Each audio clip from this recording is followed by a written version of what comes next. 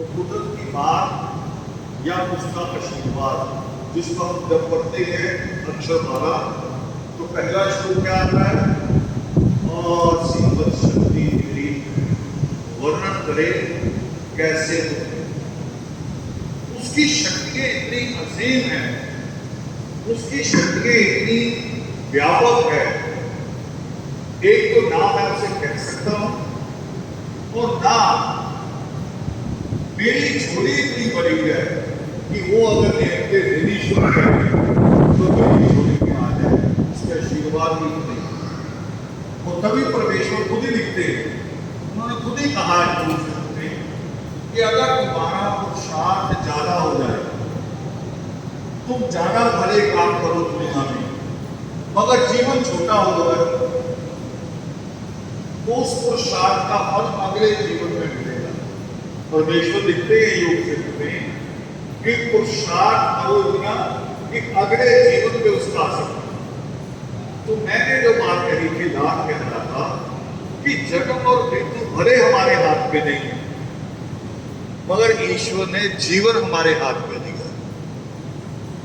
जीवन हमारे हाथ में है कि हमने जीना कैसा है, इसका फैसला हम करते हैं, इसकी बात हम करते हैं। ये ईश्वर ने ताकत इंसान को दी है कि अपना जीवन आपने क्या बनाना है। आप चाहो तो अपना जीवन बेकार बना लो, आप चाहो तो अपना जीवन बाबा साहब अम्बेडकर, आप चाहो अपना जीवन वीर एकलव्य, आप चाहो अपना जीवन वीर बबरी, आप चाहो तो अपना जीवन बाबा जीवन सिंह जैसा बना सकते, आप जैसा चाहो। और अगर आप यही कहते रहो कि हमारे तो कर्मों में, हमारी किस्मत में गोहा कूड़ा ही लिखा है, लिखा नहीं है ईश्वर ने। ईश्वर अगर हमारा विरोधी होता, ईश्वर अगर ने हमें कुछ सजा दी होती, बेटे शराब नहीं, कमाई नहीं, चुपचाप आ, ईश्वर अगर हमें दुख देना चाहता तो हमारे हाथ पैर बराबर नहीं होते, हाथ पैर बराबर नहीं होते, फिर सब अलग अलग तरीके के होते। अगर ईश्वर ने हाथ पैर बराबर दिए हैं, अब जब सिर दर्द होता है तो डॉक्टर सबको एक ही गोली देता है ना, अलग अलग तो नहीं देता, सबके लिए एक गोली काम करती है। कौन अमीर है, कौन गरीब है, कौन पंजाब का है, कौन हरियाणा का है, कोई उसमें असर नहीं होता।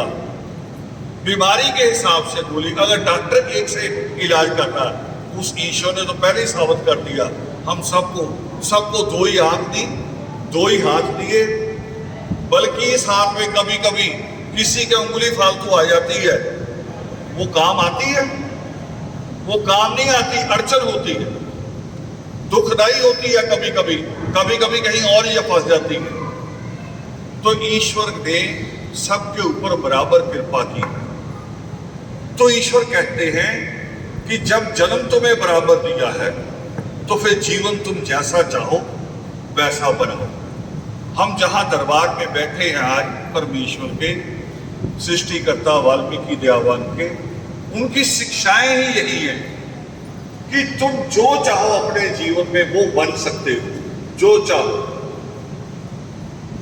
9 विद्याओं को प्राप्त करने के बाद, 9 विद्याओं में मास्टर बनने के बाद, नहीं आम नहीं जैसे हमें 10वीं क्लास में 8 सब्जेक्ट होते हैं, वो नहीं, जैसे हर सब्जेक्ट में पीएचडी हो जाए आदमी, ऐसे 9 विद्याओं के पीएचडी बनने के बाद ऋषि भारद्वाज सृष्टिकर्ता वाल्मीकि दयावान के चरणों में आए थे कि मैं अब भी अधूरा हूं, अब भी कहीं कोई कमी है।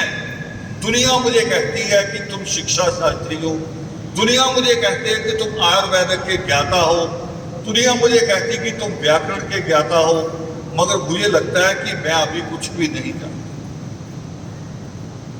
वो परमेश्वर के चरणों में 9 विद्याओं को प्राप्त करने के बाद आए, और हम कभी कभी थोड़ा सा कुछ प्राप्त कर लेते हैं तो परमेश्वर से टूटना शुरू हो जाते हैं। अपने आप को ये समझने लगते कि हम संपूर्ण हो गए हैं, संपूर्ण नहीं होते। जानते एक शब्द बोला जाता है हमारे यहाँ भारत में खास तौर पे आदमी की मृत्यु पे एक शब्द बोला जाता है। क्या कहते हैं एक शब्द? कह रहे पूरा हो गया। यानी जीवन में सब पूर्ण नहीं हो पाते, वो मृत्यु के बाद पूरा हुआ। वो ये नहीं कि विद्याएं प्राप्त कर ली, पूरा हो गया कि उन चरणों में चला गया। वो बूंद समुद्र हो गई, वो जब समुद्र में चले गई तो पूर्ण हो गई, उसे समुद्र को पा लिया, वो तब जाके होता। तो परमेश्वर की शिक्षाएं बड़ी असीम है। और आज एक बहुत अच्छी कोशिश हुई हमारे हरियाणा के खास तौर पे कैथल के जो साथी हैं, ये प्रथम प्रयास उनका था, बाकी हम सब लोग जुड़े हैं। और इनका प्रथम प्रयास पिछले 1.5 महीने से था कि थोड़ा सा कोरोना से रिलीफ हुआ है, बसें चलने लगी हैं, तो जब ये छूट मिली है तो हम पहला काम परमात्मा के चरणों में जाने का क्यों ना करें। 2-3 बार मेरे साथ सलाह हो गई तो डेट बदल गई, और बदलते बदलते अचानक हमने चुना पर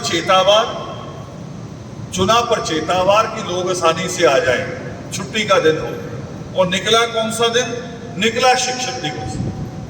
चुना था प्रचेतावार कि हम अमृत महीने का पहला प्रचेतावार रख लेते हैं, और निकला क्या? वो शिक्षक दिवस, यानी इसको कहते हैं ईश्वर की कृपा। तो आज बहुत सारी जगह से लोग शामिल हुए हैं, और कई लोग अभी भी फोन मुझे आ रहे, मैसेज आ रहे हैं, रास्ते में हैं।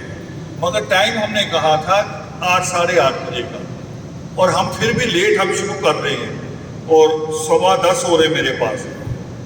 तो ये नालायकी नहीं होनी चाहिए कि जब उठेंगे चले जाएंगे, जब देखेंगे चले जाएंगे। एक टाइम होना चाहिए यहाँ पाठ का, और खास तौर पे तीर्थ के लिए तो टाइम हो। आपके बाकी जगह तो हम नालायक रहते ही हैं, यहाँ का तो एक पक्का टाइम हो कि इतने बजे पाठ होना है। और कोशिश करेंगे हम, हमारे साथी बना रहे, सलाह कर रहे हैं कि हर पूर्णमासी में, हर प्रचेतावार नहीं, हर प्रचेतावार तो पूरे देश को बांटा जाता है, हर पूर्णमासी पे पावन वाल्मीकि तीर्थ पे हम लोग मिले, पाठ हो।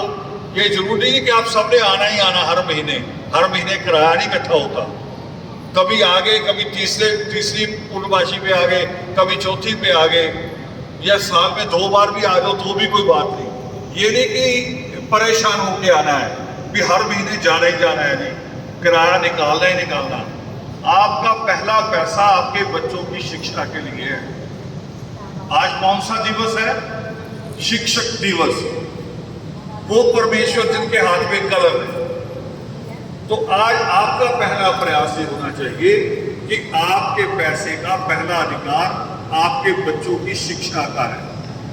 इसलिए कह रहा हूं कि हर पूर्णमासी की छुट्टी हम कोशिश करेंगे कि पाठ हो हर पूर्णमासी में, कि लोग थोड़े थोड़े करके आते रहे। तो अब हम पाठ करेंगे।